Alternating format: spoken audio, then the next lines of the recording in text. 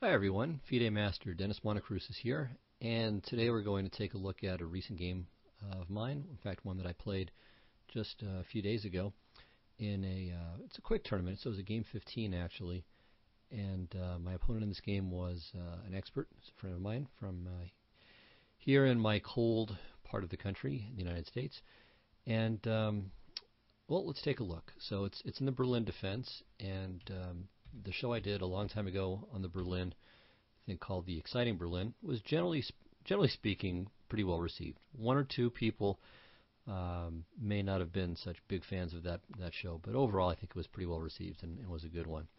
So this I hope will also be interesting to those of you with some interest in that defense. Okay, so I had black, of course. So it's not that I always play this, but it's excuse me. It's a fun ending. It's something that you can play to win, as Levon Aronian recently pointed out in the chorus tournament. So this is early 2009 for those of you who might be watching this someday in the archives. Aronian won a game in that tournament in the chorus event in early 2009, playing it, and he remarked about that in the press conference afterward, that the Berlin defense is something that he plays when he wants to go for a win. So it's not, of course, that black is better, but the positions tend not to be so drawish, and there are you'll have lots of chances to outplay your opponent, especially for those of us at the amateur level. Okay, well here my opponent played b3, which is not the most usual move. It's a move that does often occur in many Berlin positions, but usually it's not the first thing that white plays. So I think he maybe slightly misremembered. Or maybe not, but I mean, Kasparov mentioned this at some point in his discussion of the Berlin in his My Great Predecessors series. But again, b3 here is a little bit unusual. Normally white plays rook to d1 check, or, well, the most common move by far is knight to c3. But rook to d1 is also an important move. And but b3 has been played too. Okay, so b3. And here too, black has a lot of different moves. I mean, really the watchword of this opening is flexibility. I mean, black has just loads of ways he can continue in this opening in general. So some plans involve playing moves like bishop to e7, so that way the knight can come to h4 and be swapped off. Because this knight on f5 sometimes can get a little bit in the way of black's pieces. So that's one idea. Sometimes black just plays h6 to keep white pieces off of g5, and then the knight will sometimes have g6 as its future location. There are plans where the king goes to e8 just to get off the open line and to bring the rook to d8 in some cases. In other variations, black plays a5, and that can be kind of a standalone, or it can be part of a more general plan of queenside development with, let's say, b6, bishop to d7, king c8, king b7, c5, and so on. So really just tons of ways for black to continue. And the same goes for white. White will sometimes bring the f rook to d1, sometimes the a rook goes to d1. The rook from f would go to d1 just if there's some quick tactical points that are at stake that can't delay, or that can't wait for the other rook to get there.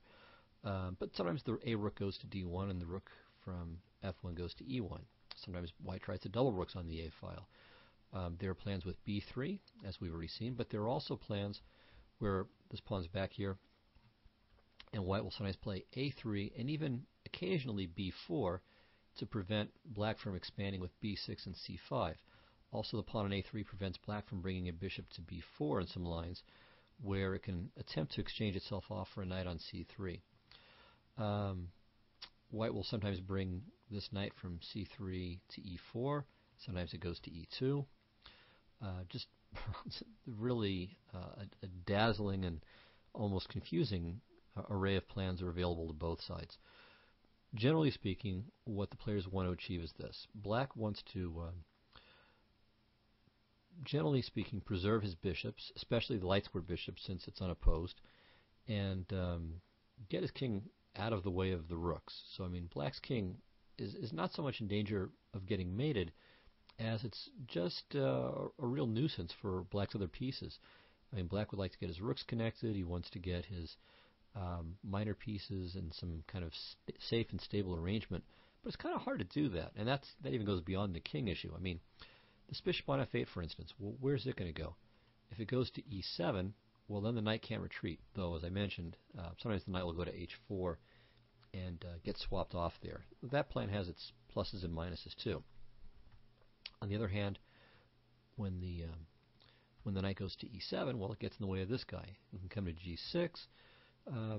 All right. I mean, the knight on g6 is it's not poorly placed, but I mean it's a little bit of a passive and still defensive-minded square. Okay, this bishop on e6 wants to come out someplace, but it's hard for it to go someplace where it can stay there. So it can go to d7, but it's not really doing an awful lot other than just getting out of the way. e6 is an ideal square, but then we have to worry about knight to g5 and knight to d4 after this knight on f5 is left, of course, which it very often has. So black would like to have h6 and c5 in many cases, so he can play bishop to e6. On the other hand, once he's played c5, then he has to worry about white knights jumping into d5, especially if they're seconded by a pawn on c4. And for black to play the second pawn to c6 really weakens a bunch of new squares. So you can see, I mean, there are just all kinds of considerations to keep in mind. You want to be flexible, you want to avoid certain tactical possibilities as well, and it just makes it a very fascinating opening, and one that, as Aronian said, and it's even more true at the amateur level, it's an opening you can win with, especially if you play it with black and you kind of get a feel for what you can and can't get away with, whereas your opponents with white see it much less regularly and won't have that same feel that you've developed. Okay, well let's continue here. So I played bishop to d7, bishop to b2, h6. So normally, if black wants to bring his king over to the queen side, he should play h6, so that way he doesn't have to worry about his f-pawn hanging in lines with knight to g5. And that way he doesn't have to bring the bishop back to e8 when, again, it's just, again, kind of clumsy and his development's a little bit constipated. So if we can avoid making more and more retreats, better. So h6. Now here, a normal sort of developing approach would be with knight to c3, and after king c8, h3. The idea of h3, so I didn't mention this, but I mentioned it in the earlier video, is that it's often part of a general kingside expansion. White has a 4-on-3 majority on the king side, and ideally he'd like to use it, both to gain space and way down the road to try to create a passed pawn. So the big drawback for black, other than his, or in addition to his kind of awkward king, is the fact that his majority on the queen side includes a doubled pawn, and that makes it very difficult for black to force a passer. By the way, that's another advantage of the a3 approach from white rather than b3, is that with pawns on a3 and c3, whatever their other drawbacks may be when there are more pieces on the board, black cannot force a passed pawn against that formation. So that's not the main point behind it, but it is a point to it. Okay, so anyway, after h3, with the idea of at least at some point being able to play g4, not necessarily right away. Okay, b6, preparing king b7, so white plays a rook a to d1 to try to impede it. A common idea for black, again not the only choice, is knight to e7, and then after rook to d2, c5, rook f to d1, bishop e6. So as we see, black has managed to get his bishop to e6 safely without having to worry about knight to g5 or knight to d4. Also with the knight on e7, he doesn't have to worry about the knight going to d5, white's not going to d5, and rook to d8 check is nothing really special. So this is a known variation, and black's results have been pretty good here. So certainly as good as in any main line in chess. So in fact here I think the usual move for white is knight to e2, and theory continues from there. I think after knight to e2, g5 is standard here. Yeah. And g5 is another interesting black try. So it does a few things. It keeps white's knight off of f4, prepares bishop to g7 in some lines, which takes care of any back rank worries. But, you know, white can play h4 in some lines and try to kick the props out. So I think it's rook to d8 check, king b7, takes, and then h4. And again, it's just a very interesting line. A reasonable amount of theory on it. White should be I mean, white has some chances for an edge, but black is okay too. At any rate, going back to the game, my opponent played knight b to d2, which struck me as a little bit strange. I don't think there's anything so clear that he's gaining by keeping his bishop on b2 unblocked that it outweighs the slight drawbacks to the move. So the drawback is that it's blocking, well, two drawbacks. One is that it blocks the d file. The second is that the knight can't go to d5 when I play c5. So, oh, and even another drawback is that I now played a5, and I really am threatening to play a4. So the knight on c3, I'm not threatening it. So I think knight b to d2 is okay. I don't think it even deserves a dubious sign, but it's certainly not the most incisive move. Okay, now here actually we've transposed to a position from a Polgar-Nisipianu game, and so in that game she played a4.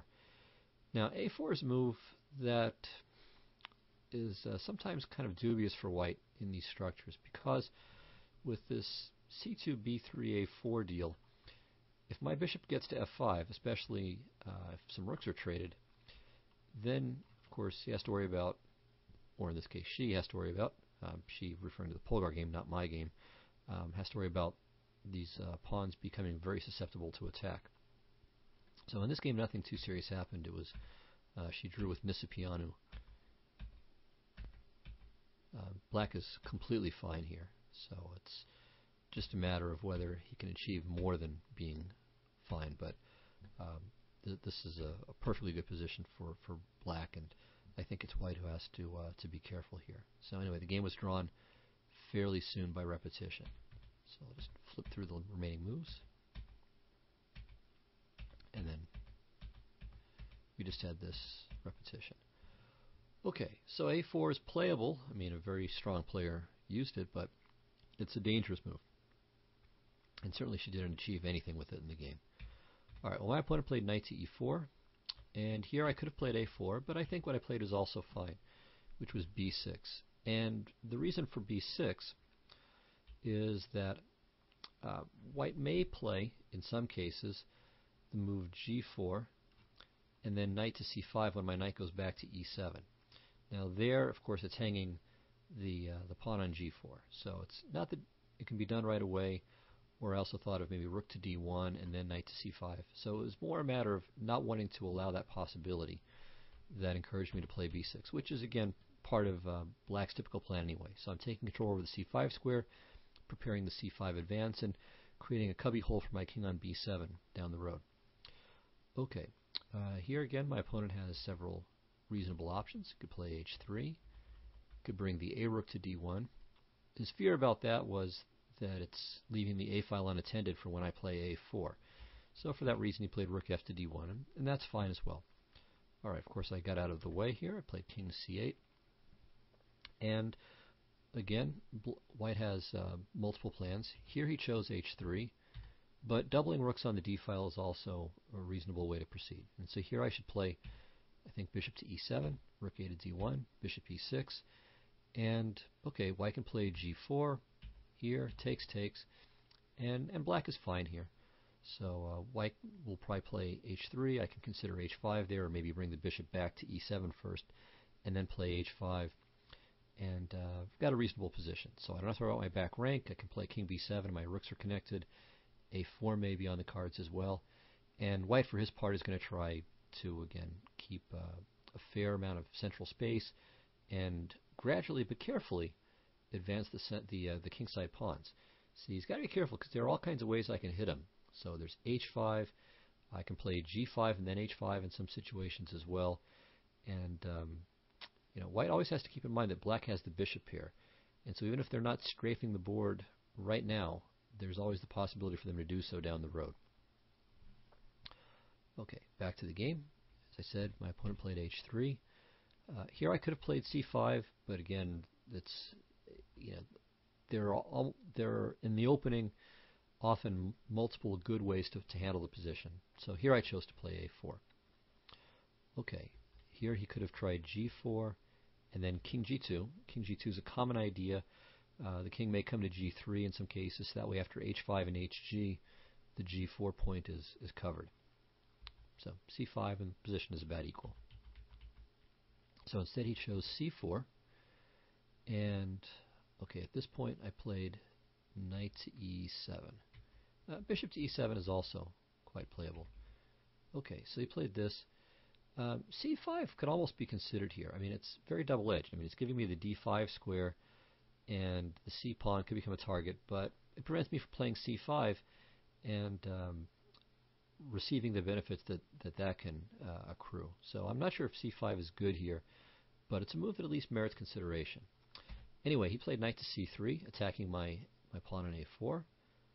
I could play a3, but I want to maintain the tension here. So going along the lines of Nimzovich's old saying that the threat is stronger than the execution. But a takes b3 is good. So a b, rook takes, knight g6. I'd considered this, rook a8, king b7, rook d8.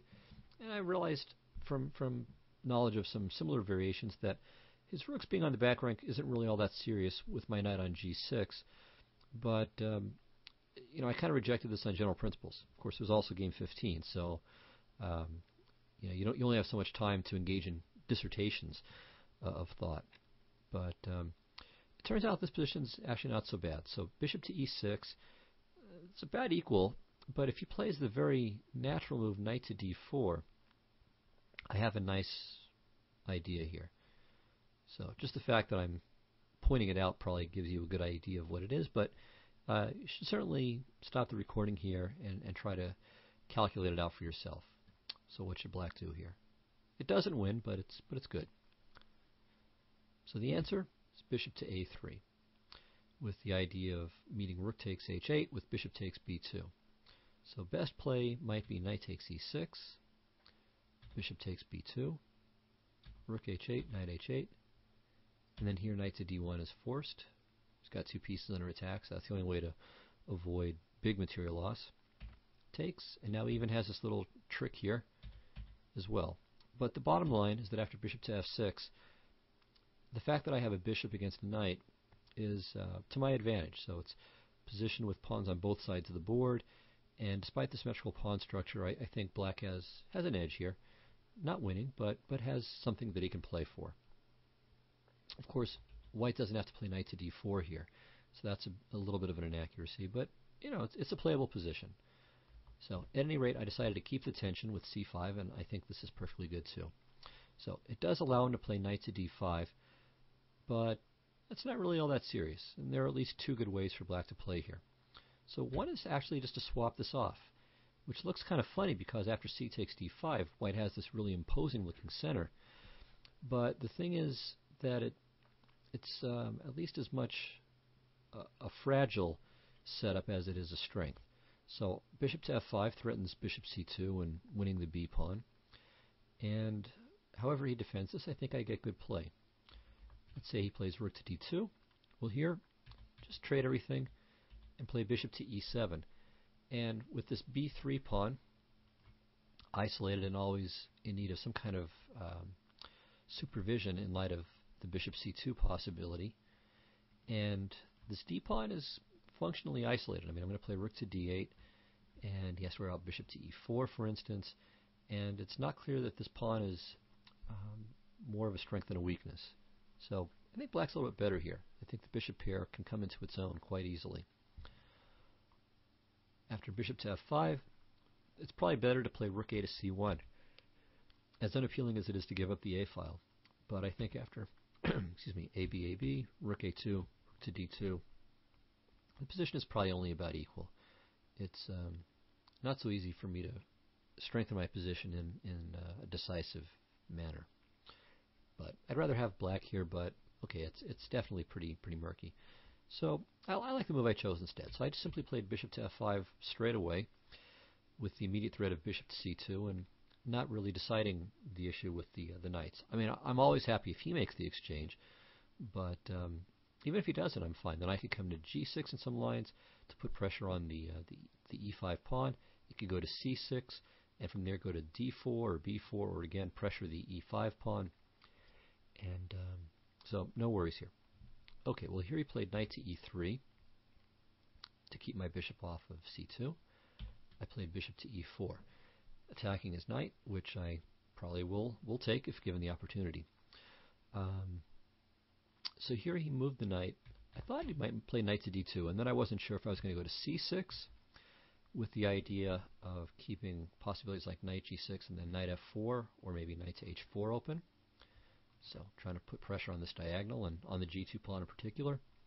Or to play bishop to g6 and keep my threat of bishop to c2 someday open. Also, perhaps giving a little more direct defense to his kingside expansion, and also having the idea of maybe playing knight c6 and then, as I said, knight to b4 or knight to d4 open. But it didn't come up in the game. He played knight to e1. All right, well now again I have a choice, which way do I go? So instead of bishop g6 and bishop c6, now it's knight to g6 or knight to c6. And again, both are good, but I chose knight to g6. So I've committed to pressure on the long diagonal instead of bringing my knight over to the queen side. Okay, in this position, he decided again to return the knight to d5. So the knight on e1 covers c2, so he frees this knight to go back to its active location. Well, now I played king to b7, and it's just a natural move. I want to, again, get my rooks working together, if possible, and also to have the option of maybe playing c6 at some point. And even if I don't play c6, it's good for me to have the make sure that he always has to worry about it. And sometimes again the quasi threats are a very useful tool in the arsenal, or I should say a useful weapon in the arsenal of the chess player. And by a quasi threat I mean something that is maybe not really a threat objectively speaking, but it's something that at least looks threatening and could at some point be a genuine threat. And it's often difficult to remain in a situation where you're faced with one or more quasi-threats over a long period of time. I mean, you want to resolve the tension. You want to do something so that way it's not there hanging over you any longer. And often when that happens, you'll make a concession that does give your opponent something that's genuine. Okay, well here he played knight to c3, attacking the bishop and the pawn. Of course, I defend both. And now he should have gone back to d5. And for all the toing and froing, the position is still roughly equal here. So it's, I like black. I'd rather have black here, but it's still pretty close to an even game. So instead he played knight to e2. And this supports the f4 advance, perhaps. But I think it's maybe one liberty too many. And now I start to make real progress. Okay, so I played bishop to e7. Frankly, that alone is often real progress for black. So when the rooks are actually connected, it's it's time for a small celebration, even if only mentally to yourself. Okay, well here f4 is probably premature. I can play knight to h4 against that and blockade and prevent him from playing f5. So also maybe even bishop to e4. Well, knight to g3 then. Okay. Not entirely sure, but yeah, I mean f4 is not such a worry. Again, because of knight h4, but also I can even often allow white to play f5, and then knight to h4 becomes even more of a hassle for his kingside pawns. So at any rate, my opponent chose knight to c2, preparing to bring the knight to e3. I mean, it's remarkable how many moves he's making with his knight, just round and round and round in circles, but a lot of black's moves are kind of repositioning ones too, so white has a little more leeway for maneuvering than he does in most openings, but all the same, black is making progress. Okay, well now another move that I was happy to make, rook h to d8. So I don't want to trade both rooks, by the way. I only want to trade one rook. And the point here is that by trading one rook, I'm going to force him to choose files. So he has to worry about the A file, but if he spends his time covering the A file, then I can play rook to d8 with the other rook, and then possibly penetrate in that way. Also, by trading off one pair of rooks, I don't have to worry about him using the D file, so my bishop can get active, and all I need really is to put my king on c8 or c6, and there's just nothing for him to do with his rook. So trading one pair of rooks gives me more options and takes away his active possibilities with his rook. Okay, So he plays knight to e3, eyeing not only the d5 square, but also f5. So I swapped, and now I played a takes b3. And here, of course, I expected a takes b3, which would be best. And now black has a couple of reasonable possibilities, after which it's definitely somewhat better. Maybe clearly better even. Okay, rook to a2 is 1, and of course white can't play rook to b1 because of bishop to e4. But, well, not but, I mean he has to play rook to d2. The drawback of this is that I have bishop to g5, but it looks like knight to c3 just kind of holds everything together for him. I could take on e3, and I'm a bit better here. But maybe the best move is just rook to a8. He plays knight c to d5, and I am better here, but not fantastically better. Maybe the best move here for me is h5 to play h4, freezing his queen side, and again slowly but surely using all the little advantages that I have. So I can maybe play rook to e8, pressure his e pawn at some point. I could play rook to a2 again, depending on what's going on with his rook. My knight might go from g6 to f8 to e6 in some lines. So there are quite a number of ways that black can try to improve his position. It's a lot harder for white to just sit, really have no active plans, and make sure that black's advantage doesn't grow. Okay, so that's with the immediate rook to a2. But I think bishop to g5 might be even better here. And now, after knight to d5, I can play rook to a2. Here he can't play rook to d2, but of course can play rook to b1. But now takes, knight e5, and black wins a pawn. So white gets this guy, but rook to d2, and I'm going to win the d pawn. He can play g3, threatening h4, so I play h5, and alright. Despite the fact that I have doubled pawns on the queen side, I think this is very good for black. Maybe not winning, but I would expect to win this against most players, certainly. So a takes b3 for white is normal, and black is, black has an important has a significant edge there. But still, that was the way to go. So my opponent played a3, hoping that by keeping the a file closed, that maybe he would have time to round up the b pawn later, and avoid the prospects that I have on the a file, as I said. But it turns out that this is just too optimistic, and now I am winning. So I play bishop to g5, eager to destroy his pawn structure further, and also to play rook a4 and rook takes c4. So he plays knight f5, threatening my g pawn, but now I play rook to a4, and he can no longer even defend this pawn. And it's not just that, but then my rook starts to run wild. It's going to go to c2, and white's position is collapsing rapidly. So he played knight takes g7, rook takes c4, and now knight c3.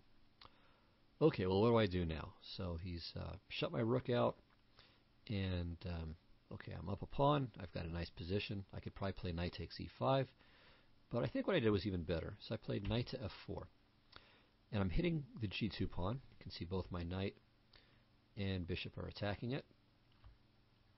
And more importantly, though, I'm also threatening rook takes c3, followed by knight e2 check and knight takes c3 with just a completely won game, both because I'm winning more material, and also because I'll then have the devastating threat of just b2 and b1 queen.